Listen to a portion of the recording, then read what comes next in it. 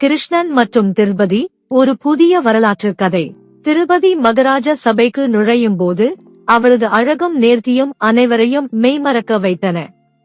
அவள் அக்னி குமாரியாக உருவெடுத்தவள், தன்னம்பிக்கையோடு சபையில் நிலை கொள்ளும் சக்தி கொண்டவள். துவாரகாவில் திருபதி கிருஷ்ணனை சந்திக்கிறாள்.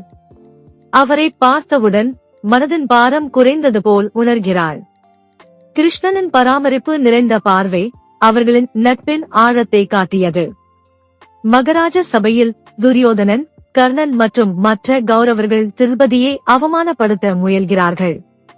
அவள் கோபத்துடன் போராடினாலும் தனது நிலையை பாதுகாக்க முடியாமல் தவிக்கிறாள். திருபதி கண்ணீருடன் கிருஷ்ணனை அழைக்கிறாள். அவனது கருணை வெளிப்பட்டு அவளுக்காக அங்குண்டு இல்லாமல் தெய்வீக ஆடைகளை அளிக்கிறான். அவளது மரியாதை காத்துக் கொள்ளப்படுகிறது. பாண்டவர்கள் வனவாசத்தில் இருக்கும் போது கிருஷ்ணன் அவர்களை சந்திக்க வருகிறார். திருபதி அவரை பார்த்தவுடன் மகிழ்ச்சி அடைகிறாள். அவரது வருகை அனைவருக்கும் ஆறுதலாக இருந்தது.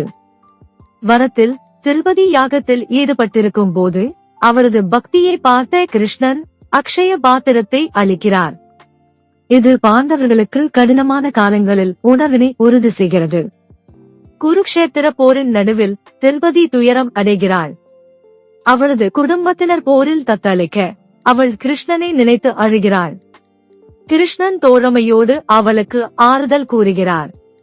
போருக்கு பிறகு திருபதி மற்றும் கிருஷ்ணன் தனிமையில் பேசிக் கொள்கிறார்கள். கிருஷ்ணன் வாழ்க்கையின் உண்மைகளை அவளிடம் பகிர்கிறார். திருபதி அவரது வார்த்தைகளை கேட்டு மன அமைதி அடைகிறாள். முருகப்பெருமானை நம்பினாள்.